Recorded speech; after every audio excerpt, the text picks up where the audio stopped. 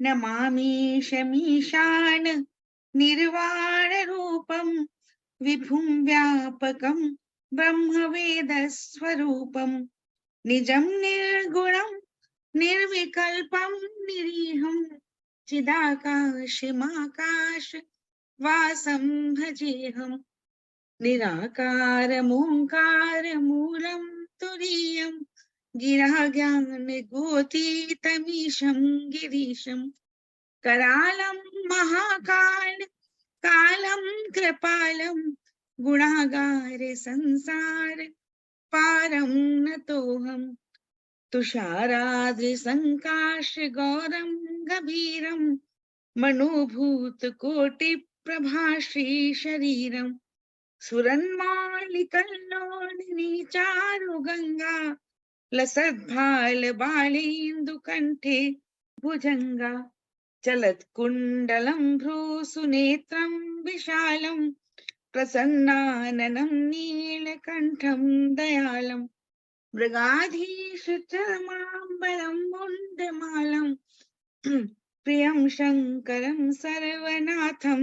भजामि प्रचण्डं प्रकष्टं प्रगल्भं परेशम् अखण्डं अजं भानुकोटिप्रकाशं त्रयः शूलनिर्मूलनं शूलपाणिं भजेऽहं भवानी पतिं भावगम्यं कलातीत कल्याण कल्पान्तकारी सदा सज्जनानन्द दाता पुरारी चिदानंद संदोह मोहापकारी प्रसीद प्रसीद प्रभो मंथम मन्मथारी न यावद् उमानाथ पादारविन्दं भजन्ति ह लोके परिवानराणां न तावत् सुखं शान्ति संतापनाशं प्रसीद प्रभो सर्वभूतादिवासम्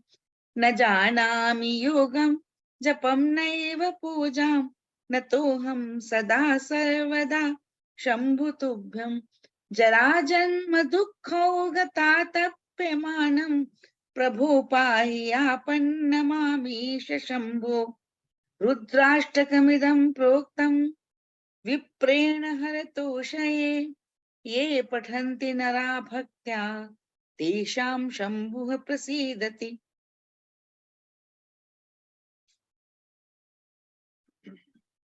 मैं आरंभ करूं? जी आप आरंभ कीजिए। धन्यवाद। सभी को प्रणाम करते हुए मैं रुद्राष्टक के ऊपर अपना जो भी विचार है वो प्रस्तुत करने के लिए आप सभी से अनुमति चाहती हूँ और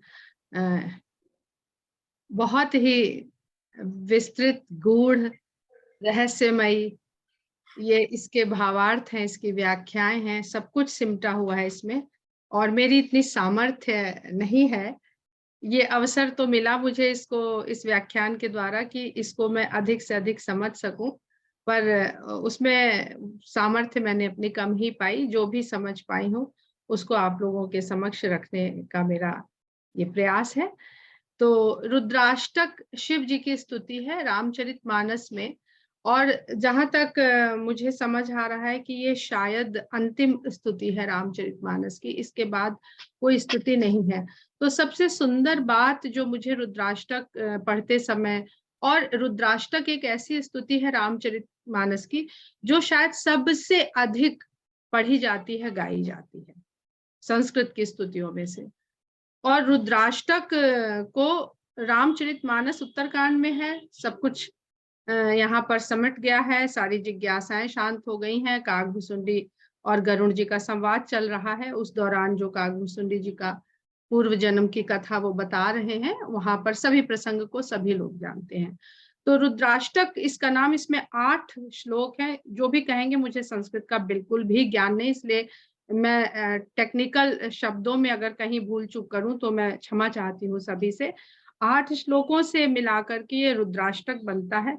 तो ऐसे समझ में आता है कि जैसे पूरे दिन के 8 पहर होते हैं, उन 8 पहर में जो प्रार्थना, जो स्तुति, जो भाव भक्त के मन का है, यहाँ पर जो गुरु जी उसमें कर रहे हैं शिव की स्तुति के रूप में। उन्होंने 8 श्लोकों के द्वारा 8 पहर के लिए शिव को अपना जो भाव है वो वहां पर समर्पित करने का प्रयास किया है। और ये रुद्राष्टक पढ़ते हुए समझ में आता है कि किस प्रकार इस रुद्राष्टक में गोस्वामी जी ने गुरु के द्वारा भगवान के निराकार निर्गुण रूप को किस तरह से सगुण की तरफ उसको लाए हैं शिव के रूप में। जबकि राम कथा है राम के ब्रह्म रूप से सगुण रूप में आने की और लीला करने की, पर ये रुद्राष्टक में हम देखते हैं कि शिव के निर्गुण रूप को कितनी सुंदरता के साथ तुलसीदास जी सगुण रूप प्रदान करते हैं। कहते हैं कि नमामि शमीशान निर्वाण रूपम, ईशान कोण के स्वामी को जो निर्वाण के रूप में मोक्ष प्रदान करने वाले हैं, मैं उनको नमन करता हूं। अब ईशान कोण सभी हम लोग सभी जानते हैं, पर ईशान का एक अर्थ सबको अपने वश में रखने वाला भी होता है। जो शाब्दिक अर्थ है ईशान का वो है कि जो सबको अपने वश में रखे, तो वह ईश्वर के ही एक स्वरूप का यहाँ पर वर्णन हो रहा है। और राम कथा रामचरितमानस पग पग पर मुझे, हर प्रसंग पर मुझे निर्गुण और सगुण के भेद रहित होने की कथा लगती है और राम और शिव के भेद रहित होने की कथा लगती है। वो खाली राम कथा नहीं है। जब भी हम पढ़ते हैं कहीं भी तो सगुण की तरफ जाते जाते गोस्वामी जी निर्गुण का गुणगान करने लगते हैं, और जैसे ही किसी निर्गुण का गुणगान किया जाता है वो सगुण स्वरूप में हमारे सामने उपस्थित होने लगता है, बनने लगता है, हम उसे रचने लगते हैं। तो ऐसे भगवान को मैं नमन करता हूँ। विभुम व्यापकम ब्रह्म वेद स्वरूपम, जो ऐसा ईश्वर है जो सब जगह व्याप्त है, ब्रह्म के रूप में है। ब्रह्म जो सदा एक समान रहता है, सदा रहता है, कभी बदलता नहीं है, कभी कम नहीं होता है, कभी ज्यादा नहीं होता है। उसमें से सबकी रचना होती रहती है, तब भी वो अपने स्वरूप में ही रहता है, उतना ही रहता है।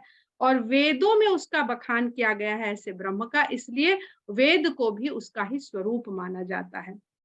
निजम, वो अपने रूप में रहता है। निर्गुणम, गुणहीन है। ये संसार सारा तीनों गुणों को मिलाकर के बना है, परंतु उससे पूर्व क्या था? उससे पूर्व जो भी था, गुणों की उत्पत्ति से पहले ब्रह्म था, वो निर्गुण है। निर्विकल्पम निरीहम, उसका कोई विकल्प नहीं है। ये बहुत सुंदर शब्द है भगवान शिव के लिए यहाँ पर।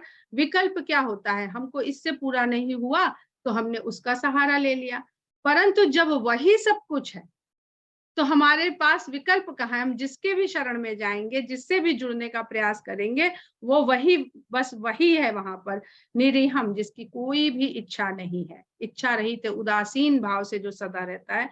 चिदाकाशमाकाश वासम भजे हम, वह स्वयं चेतना रूपी आकाश भी वही है, आकाश में व्याप्त भी वही है, आकाश में भी है और आकाश को धारण भी वही किया है। इसका जो प्रसंग है, इसका अध्यात्म रामायण में बहुत सुंदर इसकी व्याख्या की गई है इस एक शब्द की, कि वो आकाश भी है, आकाश में मौजूद भी है और आकाश को धारण भी करता है। उसी तरह से जैसे हम लोग 5 तत्वों से जब सृष्टि की रचना होती है तो 5 तत्वों से सृष्टि की रचना की गई है। वो कोई भी पदार्थ हो, ये 5 तत्व उसमें समाहित हैं ही। हम अगर मनुष्य या जीव का रूप लेते हैं तो ये आकाश रूप जो है उस जीव के अंदर चेतना के रूप में होता है, विचार के रूप में होता है। ऐसे भगवान को मैं भजता हूँ। निराकारम ओंकार मूलम तुरीयम गिरा ज्ञान गोती तमीशम गिरीशम, वह निराकार है, उसका कोई आकार नहीं है, और ओंकार के मूल में भी वही है, और तुरीय अवस्था वही है, वाणी है, ज्ञान है, इंद्रियों से परे है, अर्थात इंद्रियों से नहीं जाना जा सकता है। और ऐसा ईश्वर जो गिरीशम है। अब यहां से देखिए तो जो निराकार है, जो निर्गुण है, वो धीरे धीरे एक रूप लेने लगता है। गिरीशम कह देते हैं उसको गोस्वामी जी। ओंकार, निराकारम ओंकार मूलम तुरीयम, जैसे ही ओंकार की रचना होती है, ओंकार का आविर्भाव होता है, वैसे ही निराकार वहां से ओंकार में कन्वर्ट होने लगता है, सृष्टि होने लगती है। और ओम शब्द जो हम लोग लिखते हैं, तो यदि हम वहां पर ध्यान दें तो 3 वृत्त से हैं आधे आधे, और उसके ऊपर एक चंद्र बिंदु होता है। ये त्रिगुणी शक्तियों को दर्शाते हैं, जो क्योंकि जैसे ही सृष्टि होती है, हमारी सृष्टि त्रिगुणीय है, 3 डायमेंशनल है। तो ये 3 डायमेंशनल जो है, हमें ये ओम के जो प्रणवाक्षर के मध्य ये तीनों ही का वहां पर जो चंद्र और बिंदु, जैसे अभी माया जी के बैकग्राउंड में आप लोग देख रहे होंगे जो छवि सी दिख रही है, तो वह निराकार ईश्वर को थोड़ा प्रकट करता है, पर प्रकट करता है तो वहीं से वो साकार का रूप लेने लगता है। सबसे पहले नाद के रूप में ईश्वर प्रकट होता है। सगुण जब बनता है ईश्वर तो नाद के रूप में प्रकट होता है, जिसे हम ओमकार कहते हैं। इसीलिए सबसे पहला जो सृष्टि की रचना है उसको ओम माना जाता है, और उसके मूल में आप हैं। और तुरीय एक समाधि की ऐसी अवस्था होती है जहां पे व्यक्ति को, जीव को इतना परमात्मा से उसका कनेक्शन हो जाता है, उसके भीतर, जीवात्मा के भीतर परमात्मा का पूर्ण स्वरूप प्रकट हो जाता है। समाधि की एक अवस्था होती है जहां पर जीव निष्क्रिय अवस्था में दिखाई देता है, जिसे जड़ समाधि कहते हैं, परंतु उसकी फिजिकल एक्टिविटीज, जो भौतिक क्रियाएं हैं, वो सुचारू रूप से उसके शरीर के भीतर चलती रहती हैं। परंतु जो जागृत अवस्था होती है, जिसको तुरीय अवस्था कहते हैं, वहां पर जो जीव है, जो मनुष्य है, जो नर है, वो सामान्य कार्य करता हुआ दिखाई देता है, परंतु वो व्याप्त सब जगह होता है। वो दिखता तो एक साधारण मनुष्य की तरह है। ये रामचरितमानस में रामचंद्र जी जब सीता को खोज रहे हैं, वहां पर तुरीय अवस्था को तुलसीदास जी ने, 2 जगह तुलसीदास जी ने तुरीय अवस्था को बहुत सुंदर रूप से प्रकट किया है। एक मंडप में जब चारों भाइयों का विवाह हो रहा है, वहां पर भी वो लिखते हैं जैसे चारों जीव की अवस्थाएं अपने स्वामियों के साथ बैठी हैं। और एक जब रामचंद्र जी सीता को खोज रहे हैं और सती को मोह हो जाता है, भ्रम हो जाता है, और जब वो देखती हैं तो चारों ओर राम लक्ष्मण सीता दिखते हैं। तो यही तुरीय अवस्था है कि वो दिख तो आपको कुछ करता हुआ रहा है कि सीता को खोज रहे हैं, परंतु वो विद्यमान अपनी सर्वशक्ति के साथ चारों तरफ सती को दिखाई पड़ते हैं। यही तुरीय अवस्था होती है जीव की। और गिरा ज्ञान गोती तमीशम गिरीशम, वो वाणी से, ज्ञान से, इंद्रियों से जानने से परे है जो देवता, जो भगवान कैलाश का स्वामी है, करालम है, जिसका रूप विकराल है। रुद्र, रुद्र कहते हैं, रुदन को भी रुद्र कहते हैं। रुदन के साथ रुद्र का आविर्भाव हुआ था, इसलिए भी उन्हें रुद्र कहा गया था। तो वहां पर भी उनका रुदन कहा, संहार के स्वामी है शंकर।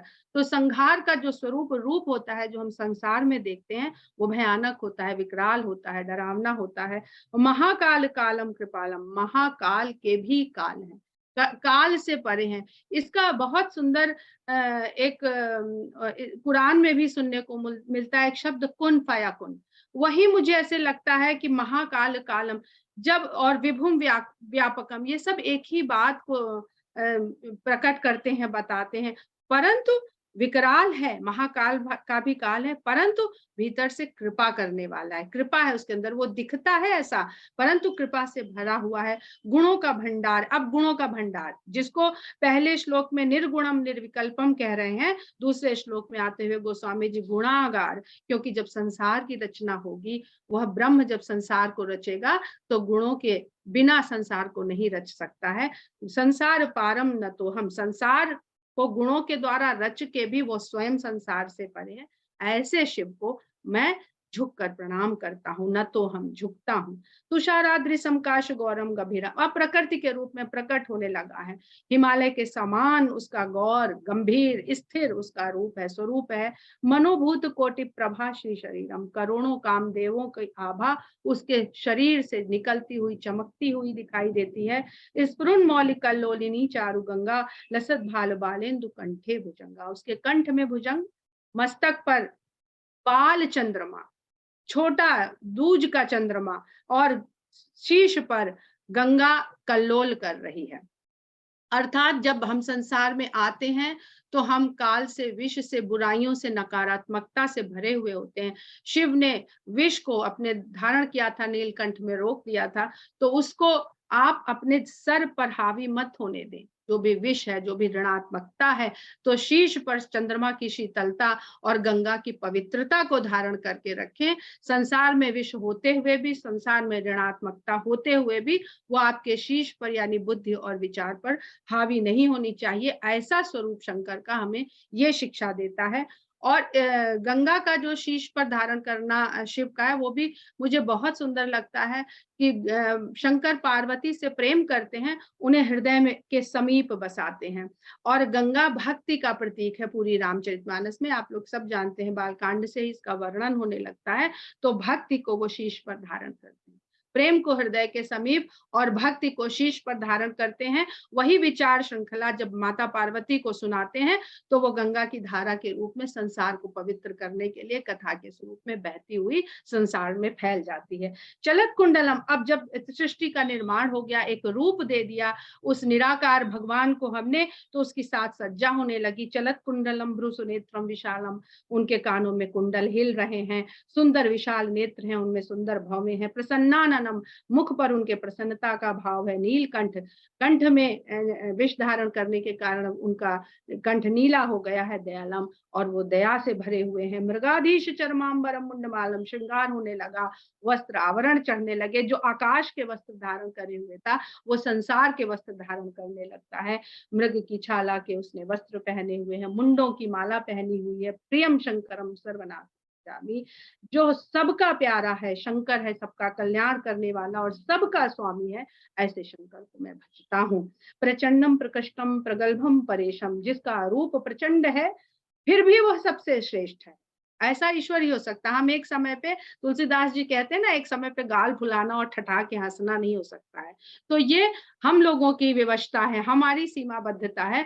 परंतु जो ईश्वर है, जो ब्रह्म है, वो एक ही समय में प्रचंड भी है, श्रेष्ठ भी है, तेजस्वी भी है, और वही परमेश्वर है, अखंड है, उसको बांटा नहीं जा सकता है, अजन्मा है, और करोड़ों सूर्य के प्रकाश के समान प्रकाश उसके भीतर से निकलता रहता है। त्रय शूल निर्मूलनम शूल पाणी, तीनों प्रकार के शूलों को निर्मूल करने के लिए उसके हाथ में त्रिशूल धारण किए हुए। तीनों प्रकार के शूल हम सभी जानते हैं, दैहिक, दैविक, भौतिक, यह तीन तरह के ताप हैं, और इनको नाश करने के लिए, इनसे मुक्ति पाने के लिए वह त्रिशूल को धारण करके रहता है। राम और शंकर को अगर हम रामायण के जरिए समझने का प्रयास करते हैं तो राम सदा गतिमान है, सदा चल रहे हैं वनवास में, और शंकर सदा स्थिर है, कैलाश पे विराजमान है, ध्यान अवस्था में बैठे हुए हैं, सामने त्रिशूल गड़ा हुआ है। तो ये मन और शरीर की दशा है। जब आपका शरीर चलायमान हो, गतिमान हो, तो आपका मन स्थिर होना चाहिए, तभी आप संसार को जीत सकते हैं। और जब आपका मन स्थिर हो तो आपका शरीर गतिमान होना चाहिए। यही जब हम लोग ध्यान सीखते हैं, वहां भी यही कहा जाता है। जब आसन करते हैं तो कहा जाता है कि अब मन को स्थिर कर लीजिए, हमारा शरीर गतिमान है, और जब शरीर को स्थिर कर लेते हैं तो देखिए मन चलने लगता है। तो जो ये संतुलन की अवस्था राम और शिव की हमें दिखाती है, वो यही समझाती है कि ये जो संतुलन है मन और शरीर का, तो राम और शिव को अगर हम देखते हैं तो ये हृदय है, मस्तिष्क है, मन है, विचार है। भजेहम भवानी पतिम भावगम्यम, ऐसे भवानी के पति जो भावों के द्वारा जाने जा सकते हैं, उनको मैं भजता हूँ। भवानी शब्द अपने आप में संसार को रूप बताता है। भ या भुव शब्द जो होता है वो होने को बताता है, उसी लिए संसार को भव सागर कहते हैं, क्योंकि यहाँ हर समय कुछ ना कुछ होता रहता है। और उसको रचने वाली जो शक्ति है, जो आदि शक्ति है, चाहे वो सीता के रूप में बखान करी जा रही हो, चाहे वो माता पार्वती के रूप में बखान करी जा रही हो, उसको भवानी कहा जाता है, क्योंकि ब्रह्म की आदि शक्ति ही भवानी है, वही प्रकट करती है, वही चलाती है।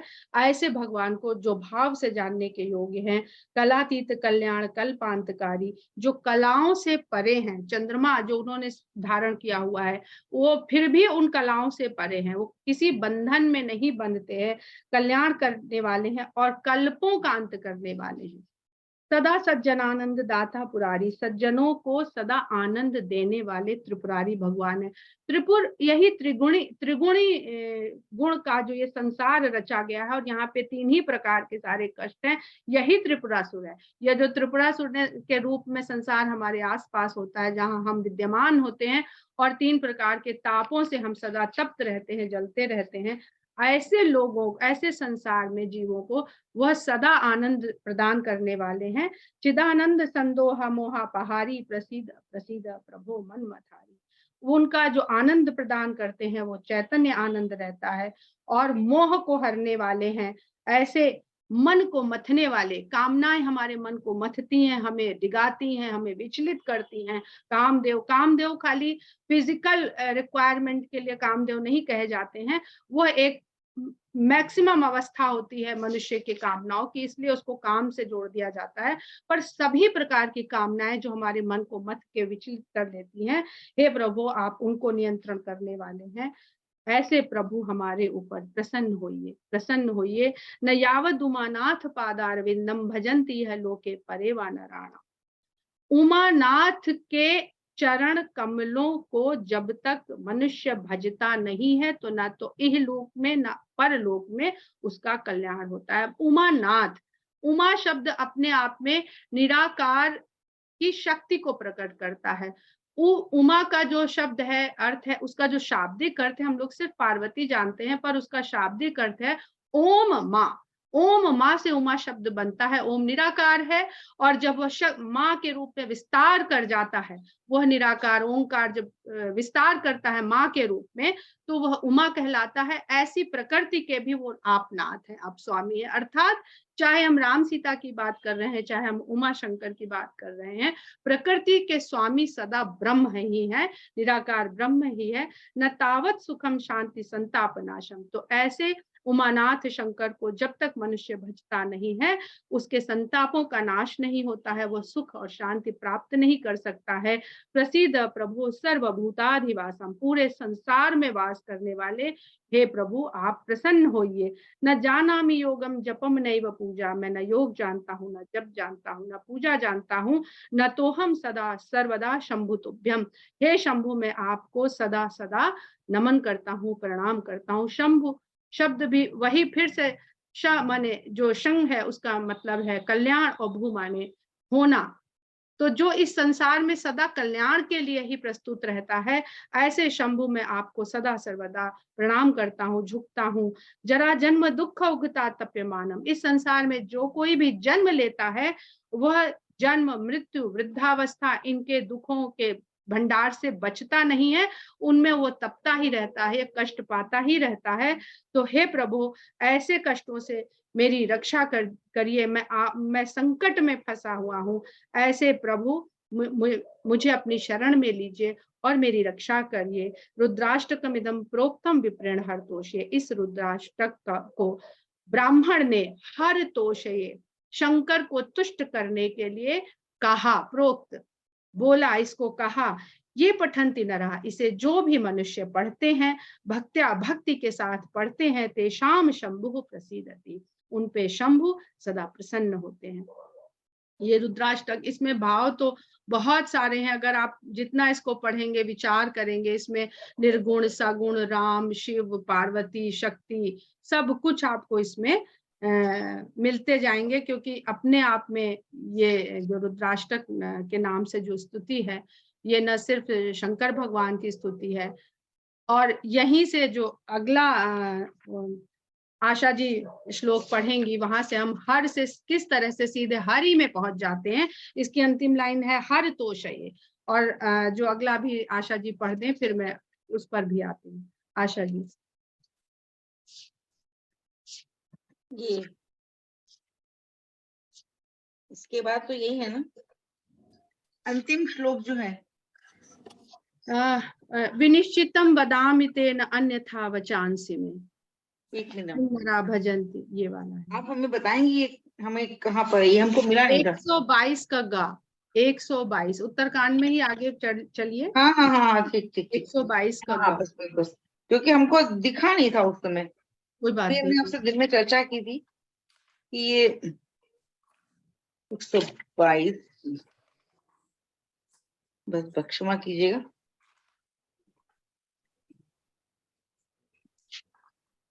अच्छा ठीक है, बहुत सुंदर विनीता जी। विनिश्चितं वदामि तेन अन्यथा वचांसि मे, हरिं नरा भजन्ति एति दुस्तरं तरन्ति ते। बहुत धन्यवाद आशा जी। इसे किस प्रसंग का है सभी लोग जानते हैं, सब यहाँ मानस से बहुत परिचित हैं। मैं सिर्फ इस श्लोक पर ही आती हूँ। विनिश्चितम वदामि थे, मैं यह निश्चित करके बोलता हूँ, मेरे वचनों में कुछ भी अन्य था, अर्थात कह कुछ रहा हूँ, होना कुछ है और है, होगा कुछ और ऐसा नहीं। इसमें कोई मिथ्या नहीं है, कोई असत भाषण नहीं है। हरिम नरा भजंती, ये अति दुस्तरम तरंती थे। हरि को जो भी नर भजते हैं वो अति दुस्तर, बड़े ही कठिन भव सागर को सहजता से पार कर जाते हैं। तो हम एक ही जगह हमने देख लिया कि गोस्वामी जी किस प्रकार हर तोषिए से हरिम नरा भजंती तक आ जाते हैं। तो जो ये हर और हरि का भाव है, ये शिव हो, राम हो, वही भाव है। जब संसार में जीव आता है तो वो सगुण रूप में आता है, इसलिए वो भगवान को भजता है, सगुण रूप में भजे या निर्गुण रूप में भजे। भजते भजते वह ज्ञान मार्ग से या भक्ति मार्ग से जब भगवान के निकट पहुंचता है, उनको अनुभव करता है, अनुभूति करता है, तो ज्यादातर निर्गुण ब्रह्म के उपासक अहम ब्रह्मास्मि के इस अवस्था तक पहुंच जाते हैं। और अहम ब्रह्मास्मि में कभी कभी ब्रह्मास्मि उनसे छिन जाता है और अहंकार अपना वहां पर आधिपत्य कर लेता है और वो अहम भाव से भर जाते हैं। और इस तरह के जीव भक्त होते हुए भी रावण बन जाते हैं, रावण के भाव से भर जाते हैं। तब उसे आवश्यकता होती है, और वही ब्रह्म एक ही है, वो वही शिव होके हमें निर्गुण भाव दिखाता है, वही राम होके हमें सगुण भाव दिखाता है। वो राम होके अवतरित होता है और हमारे भीतर इस बोध को पैदा करता है और हमको फिर मुक्ति के मार्ग पे ले जाता है। तो यदि हम सगुण मार्ग से भटकते हैं तो हमें निर्गुण बनकर वो राह दिखाता है, हम निर्गुण मार्ग से भटकते हैं तो वो हमें सगुण बन के उतर आता है, अवतरित हो जाता है धरती पर और हमें मुक्ति का मार्ग दिखाता है, अर्थात हमें सत्य का बोध कराता है। इस जीवन में ही सत्य का बोध हो जाना यही मुक्ति है। मृत्यु के पश्चात क्या है, हम सब में से कोई भी नहीं जानता है, परंतु इस जीवन को जीते हुए ही अगर हमने यह सब अनुभव कर लिया तो यही मुक्ति है, यही मोक्ष है, यही भक्ति है, यही प्रेम। धन्यवाद। जय सिया राम।